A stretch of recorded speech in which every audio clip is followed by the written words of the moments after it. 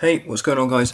My name is Instinct, and today I bring you back to the Premier League Review Series 1, Episode 6. We are nearly into double figures for the Premier League Review. Thank you for the lovely support and feedback on all of the previous 5 episodes. It is appreciated, and I'm always looking to upgrade the content and upgrade the videos that you guys see here on YouTube. Just a quick apology for missing the upload on Tuesday. This episode has been delayed massively due to the amount of work I've had this week. Attending events for the work I do with Samuel, to then having my whole room having to be taken apart just to fit in some thermal boarding into my room, and the amount of work that's had to take, and it's still going on right now as I'm recording. But I wanted to get a video out before this week. Before this game week, just to give you a brief review on last week, which I'm sure you guys are aware of by now. But so apologies with the audio if it's going to sound echoey. There is nothing I can do about that. You're just going to have to bear with for this week. But then we'll be back next week for Series 1, Episode 7, hopefully in a less echoey room, and we can get back to normal uploading schedules. So, without further ado, I think it is time to get straight into the results from the last game weekend.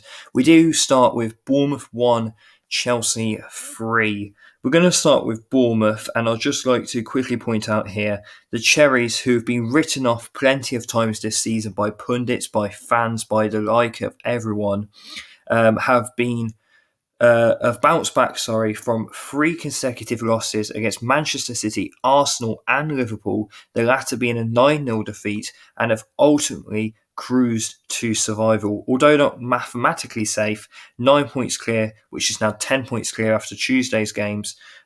With 3 games left, Monday night's games, with 3 games left should be more than enough, winning 6 of their last 10 games in the Premier League. Gary O'Neill has come in, inherited a squad built by Scott Parker that, if truth be told, isn't the best, but if he's got a tune out of them, defined all the odds and is keeping the Cherries in the top flight. A great result for Bournemouth once more, and a great result for Gary O'Neill, as I've just mentioned. Whereas for Chelsea, their fans decided to start chanting that they are staying up. We are staying up chants, because they got their first win since March the 11th. Conor Gallagher gave the visitors the lead before they were pegged back. A superb team goal curled in by the Uruguayan left-back, I believe, Mateus Vinha. The Blues struck twice within 4 minutes late on, with Benoit Badiashile volleying Frank Lampard's side 2-1 ahead with 8 minutes remaining before a neat Joao Felix finish made it 3. A win at last for Frank Lampard as he looks to end the season strongly with Chelsea. Moving into the next game, Manchester City 2, Leeds United 1, the first game of the Sam Allardyce reign at Leeds. It's now 10 Premier League wins in a row for Manchester City, who returned to the top of the Premier League at the time, ahead of Arsenal by a point. Obviously, that Manchester City as well have still got that game in hand, so who knows? I think the title race is pretty much over at this point. Manchester City pretty much confirmed to be champions, in my opinion. I can't see them slipping up in any of the remaining games they have. I'll get into Arsenal just a bit later on. But for now, in terms of the bottom 5, Leeds United are firmly stuck in that relegation battle on 30 points, joint with Leicester, who are 1 place above them, 2 points now from safety after Everton and Nottingham Forest both won, and I'll get into that later on. So Sam Allardyce has got a big job on his hands at Elland Road. Moving into the next game, Tottenham 1, Crystal Palace 0. Again, I've mentioned this, I feel like, in every single Premier League review. Racist abuse, discriminatory abuse, any abuse is not tolerated at all, and I want to make sure that I have a firm stance and zero tolerance towards racism, and hopefully Spurs and Crystal Palace, if they haven't already, have reached the end of their investigation and have got the correct punishments that should be in place for people that decide to be cowardly and to be racist towards another human being. But moving back into football, Harry Kane did score their only goal in this match, as Spurs now move into 6th, whilst Palace, now 12th, still 10 points from safety, and are surely safe. What a job Roy Hodgson has done at Selhurst Park. Moving into the next game, it was a bit of a local derby, this was. Wolves 1, Aston Villa 0. Totti Gomez His early goal in 9 minutes proved to be the only goal at the Molineux. That sees Wolves win that local derby and go into 13th, level on points with Crystal Palace, whilst Aston Villa, who have still made a remarkable start under Unai Emery, and I'm sure with transfers to come in the upcoming summer transfer window, they can go bigger and better next season. They are 3 points behind Spurs, who are occupying 6, as I've just mentioned, and are 8 behind Liverpool in the race for the Europa League. It's, I think, in my opinion, very unlikely for Aston Villa now to get Champions League football, despite their second half of the season resurgence. Moving into the next game, Liverpool 1, Brentford 0. The race for the Champions League is still on for Liverpool. Their faint hopes have continued with that 1-0 win. That's now 6 wins on the bounce for Jurgen Klopp's side. Mohamed Salah with the goal in a fairly scrappy game. I can see Liverpool making a late push into the Champions League. One slip up from Newcastle or Man United, and Liverpool continuing to win opens up that gap, and Liverpool can go straight into the top 4. So as I've mentioned with the top 6 graphic, we are currently 5th, but Newcastle and Man United both have a game in hand and are 1 point and 3 points ahead respectively. Liverpool, they do have a faint hope, but there is still some hope of making that. As I said, with one slip up from Newcastle or United and Liverpool continuing to win, Liverpool goes straight into the top 4. So anything is possible in the Premier League. For Brentford, they still have I think for me, they have maybe they can get Conference League football depending on other results of teams around them. But moving into the next one, this is the one I wanted to talk about. Newcastle 0, Arsenal 2. Did just talk about Newcastle potentially dropping points in the race for top 4. They did against Arsenal. It's now 15 goals to their Norwegian midfielder Martin Ødegaard, which is the joint most for an Arsenal midfielder alongside the one and only Spanish midfielder Cesc Fabregas, who set that record in the 2009 to 2010 season. And they both did it whilst wearing the armband. As I said, this is a big result for Arsenal and a big result for Newcastle in terms of Newcastle. It's a big result in terms of they've lost points in the top 4 race, despite probably being a bit hard done by the referee from what I've seen from Newcastle fans. And for Arsenal, this is a huge win for them as they keep up the pressure behind Manchester City. It was a superb Martin Ødegaard strike, which was followed by a Fabian Schär own goal, which gave Arsenal that massive 3 points, which now puts them within a point of Man City. Obviously, Man City have that game in hand, but Arsenal, do keep up that pressure. The Magpies look good in attack, but their defence was broken quicker than Taggart's arm. If you don't know what I'm referring to there, basically in a watch along on the Pitchside podcast, Tom Garrett, I'm sorry if I'm pronouncing that wrong, broke his arm. I'm going to put it that way because I don't want to say the other way of saying it because it makes me feel sick. And I've heard the noise and it was horrible, but I know he's on the road to recovery. But I don't know how that managed to happen in a Newcastle v Arsenal watch along. If you don't know what I'm on about and you want to go and watch it, Pitchside podcast, I'm sure they'll have some clips going around of that. But Nick Pope pulled us some great saves as well in this game. It is a blow for Newcastle, but they do still have that game in hand for the Champions League places. Moving into the next game, West Ham against Manchester United. West Ham are staying up, presumably. Manchester United are crumbling side. Ben Rama with the only goal of the game to surely keep West Ham in the Premier League. Another dent in top 4 hopes, this time for Manchester United, with Liverpool closing that gap. But as I say, Man United have got a game in hand. Anything's possible. If they win, they go further. But they have got to be aware that one draw or a loss and a Liverpool win, and they are right back in that fight. So this one will go down to the end of the season, no doubt. As I said, for West Ham, there's nothing really to add. Declan Rice has had a superb week, both in Europe and in the Premier League, obviously, for West Ham. He's attracted interest from the likes of Liverpool and Arsenal. I know Arsenal were apparently going to pay about 120 million, apparently, if they want to get him in the summer. So it will be interesting to see how that develops over the course of the window. Next game I want to go into is Fulham 5, Leicester City 3. Just a casual 8 goals at Craven Cottage. This wasn't the only goal thriller of Monday in general, because there was other games where Brighton and Everton, for instance, finished 5-1. Forest finished 4-3. It's actually the most goals scored on a single Premier League day for the Premier League is a new record. And for Fulham and Leicester, it was a big result for both ends. Fulham might be reigniting their late faint hopes of getting the Conference League potentially. For Leicester, this is a big defeat for them. As I say, they are now joint and in the relegation zone with Leeds. They have a massive uphill struggle at Leicester. Dean Smith has got a job on his hands. But on a personal level, James Maddison has now scored 10 Premier League goals for the second time in his career and for the second consecutive season.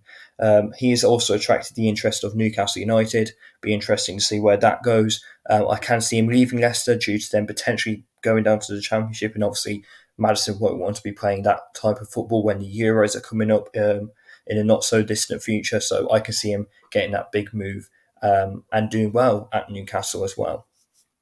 Next game, Brighton 1, Everton 5. Not a result I expected to see when the game kicked off. But the Toffees have now moved out of the relegation zone and are 2 points clear of both Leicester and Leeds. Abdoulaye Doucouré and Dwight McNeil grabbed braces, with the other being an own goal by Brighton goalkeeper Jason Steele. A big result at both ends. For Brighton, it's a big dent in their European hopes, but for Everton, it's a big win for them in terms of maintaining survival and maintaining their Premier League status. And then finally, in all of this drama, we have Forest 4, Southampton 3. What a game at the City Ground. Forest, I hope they're going to stay up. They are now 3 points clear of Leicester and Leeds, having played the same amount of games. As for the Saints, they are pretty much going down. It's not mathematically confirmed for them to be going down, but it is pretty sure that they are going down. Even at full time, there was a video circulating on Instagram I saw where their players was spending time with the fans, applauding them, saying sorry. So I think the fans have probably admitted that, yeah, they're going down to the Championship and have to restart next season. And that relegation could be confirmed as soon as the next game week. If Southampton lose, they will be confirmed to be going down. So unfortunately for Southampton, who I can say in recent years, Southampton did look impressive. They do have a lot of good players at the club. Romeo Lavia, a great player. James Ward-Prowse, obviously we know his talents. But they've had good players in the past like Tadic, even like Lallana, Ricky Lambert at times, who have gone to bigger and better clubs. And it's obviously left Southampton in a situation of they have to replace them and rebuild that certain position on the pitch. So they have had their struggles, but it looks like they'll be having to rebuild that in the Championship. But Taiwo Awoniyi scored twice here, alongside goals from Morgan Gibbs-White and Danilo, which helped Steve Cooper's side to that win. The hosts saw off a valiant effort from the Saints, who scored through Carlos Alcaraz, Lianco, and James Ward-Prowse, who we've just mentioned his talents. So, as I say, at the bottom, for Nottingham Forest, they've got a big couple games up. I think if they can maybe secure one or two more wins, or maybe a win and a couple of draws, they will definitely be staying up. But for Southampton, as I say, if they lose to Fulham this week, they are confirmed to be going down to the Championship. Now, that is all of the previous game week's results from the Premier League, but I do just want to quickly mention, because in the time that I haven't been recording and from the last Premier League review, we've had the Championship final day results. So, for next season, Burnley and Sheffield United, welcome to the Premier League. I mentioned that in previous episodes. They will be bouncing back up to the Premier League, for Burnley at the first attempt and for Sheffield United at the second. So I'll be looking forward to seeing both of them back in the Premier League next season. Obviously, Vincent Kompany as well has signed a new deal with Burnley to fend off any interest from Tottenham or maybe any other club, Chelsea, that maybe wanted to get his signature. But good luck to Luton Town, to Middlesbrough, to Coventry and Sunderland. Sunderland was in League One for a long period of time. They get promoted to the Championship and are now in the playoffs. So good luck to all four of the teams competing there. And I'll definitely be covering that in a Premier League review very soon. But that is all I have for the previous game week's result. I'm just wanting to quickly mention about the Championship and the playoffs and the top four in relegation battles. But now I want to quickly get into the next game week's results for the Premier League. So this week we have Leeds against Newcastle, which is the early kickoff on Saturday. A huge game for both ends of the table. I'm going to go with a 1-1 draw. I think Leeds will score first, but then Newcastle will score in the second half through, I don't know. Let me go with a random prediction. I think Leeds will score through maybe through Patrick Bamford, and then I think Newcastle will score through Fabian Schär. Two random names. Let's see if that's correct. But Aston Villa v Tottenham, I think that's going to be 2-1 to Aston Villa. Chelsea versus Nottingham Forest, I'm going for a 1-0 Nottingham Forest win. Crystal Palace versus Bournemouth, I'm going to go with a 2-2. Man United versus Wolves, I'm going with a 2-0 Man United win. And then this Saturday, 3 p.m, there is no half-5 kickoff. Southampton versus Fulham. I'm going to go with I'll go with a 3-0 Fulham winner, which obviously will confirm Southampton's relegation. On Sunday, we have two games at 2 o'clock, which is Brentford versus West Ham. I will go with a Brentford 2-1 win. And then Everton versus Manchester City. I'm going to go with a 4-0 Manchester City win. And then the 4:30 kickoff is Arsenal v Brighton, and I'm going to go with a 1-0 Arsenal win. And then we do have a Monday night game, which is Leicester versus Liverpool. I'm going to go with 2-0 to Liverpool. And finally, we do have a Thursday night game. I don't think I'm going to cover it in a Premier League review because it's only one game, so I'm going to do it now. So Newcastle versus Brighton, which is Newcastle's game in hand at 7:30 next Thursday. So from a week today of recording, I'm going to put that as a 1-1 draw, and then that leads into the Saturday games next week, which I will cover in the next Premier League review. So yeah, thank you everyone for tuning into this episode. I know it was slightly longer than probably the last couple of episodes, but again, just a bit of an apologies for the audio because I know it has been a bit echoey, and I'm sorry if it's been bad for you guys to listen to. But don't worry, from next week we will be having the normal audios back, hopefully, because of this room being completed. But thank you, everybody, for listening. If you have enjoyed, please do leave a like. And if you're new around here, please do subscribe. We are on the road to 1,000.